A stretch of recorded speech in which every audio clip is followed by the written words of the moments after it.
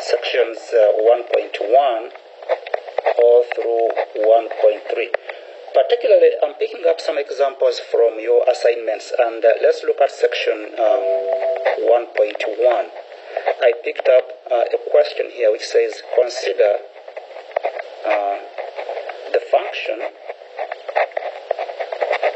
the function given by f of x, or g of x for that matter, equal to x plus 6 for x less than negative 3, negative 1/3 x minus 2 for x bigger than or equal to negative 3.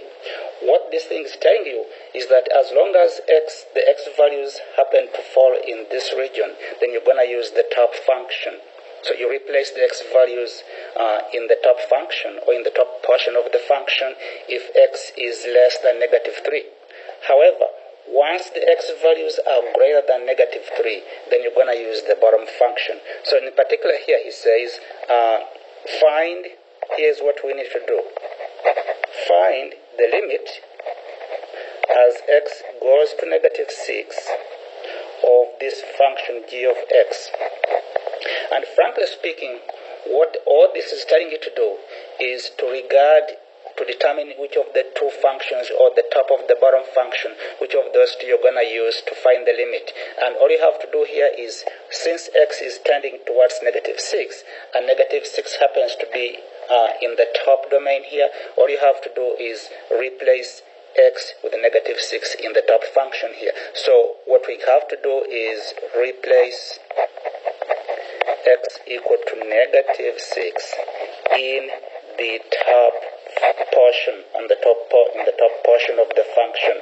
And so indeed, the limit as x goes to negative 6 is going to be negative 6 plus 6, which actually is 0. So the limit as x goes to negative 6 is going to be 0. Okay, I have another example here. Let me actually call this example number 1. So let me call this example number 2 now. Example number 2, which says that you have this graph.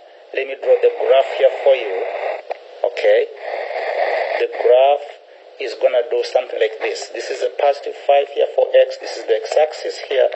And you have the y-axis here. We also have negative 5 on the x-axis.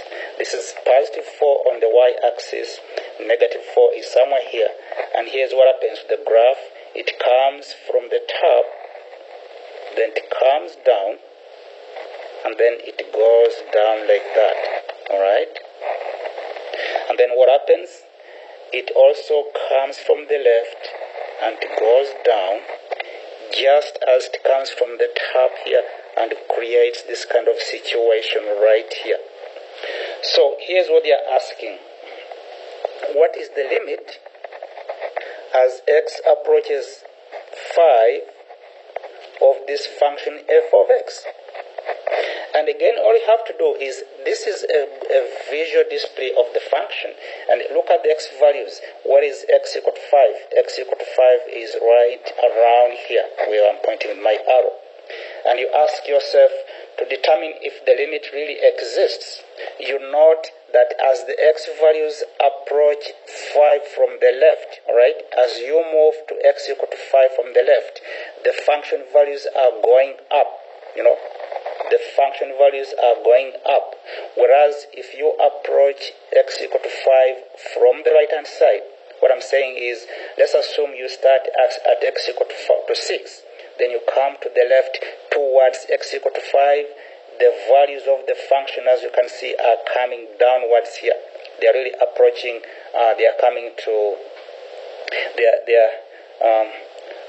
are coming down here. So in other words, the limit as x goes to 5 from the left is positive infinity, because the values are going up, whereas as x goes to 5 from the right hand side is going to be negative infinity. So here's what I'm writing. Let me write on top here so you see what I'm talking about. The limit as x approaches 5 from the left of this function f of x is equal to negative infinity, and the limit as x approaches 5 from the right hand side. This is, by the way, how we denote the left hand limit and the right hand limit. This guy is going to be positive infinity. So since the left hand limit of the function f of x is not equal to the right hand limit as x approaches 5 from the right, we conclude that the limit does not exist. So we conclude that LIM x going to 5 of that function does not exist.